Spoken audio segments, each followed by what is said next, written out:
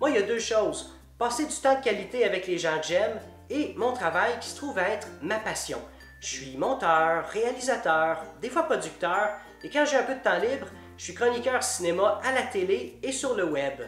Je me considère très chanceux d'avoir la vie que j'ai malgré mes deux plus grandes difficultés. J'ai un déficit d'attention. On va comparer votre capacité à vous concentrer dans une situation normale au focus de la caméra présentement. Et bien pour moi, une concentration à pleine capacité peut ressembler à peu près à ça, mais pendant un très court moment, parce qu'à la moindre petite distraction, que ce soit un bruit ou même une pensée, eh bien je retourne à la case départ et j'oublie la raison pour laquelle j'essaie de me concentrer à la base. Et malheureusement, mon déficit d'attention n'a jamais réussi à me faire oublier que j'ai une phobie sociale. Remplacez le regard des autres par quelque chose qui vous terrifie. On va dire des serpents.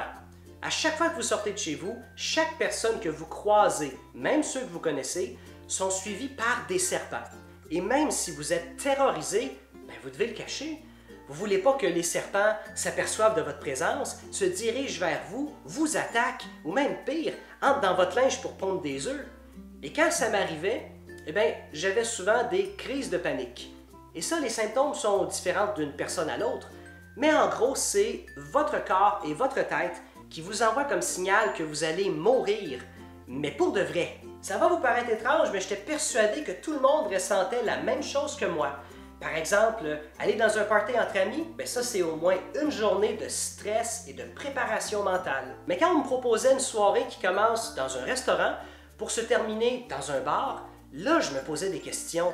Deux endroits dans la même soirée, ça doit faire au moins une semaine que tout le monde se prépare pour ça. Ben c'est des malades! Ce que je trouvais étrange, c'est qu'en plus de sortir bien plus régulièrement que moi, ben mes amis avaient encore assez d'énergie pour aller à l'école et avoir un travail.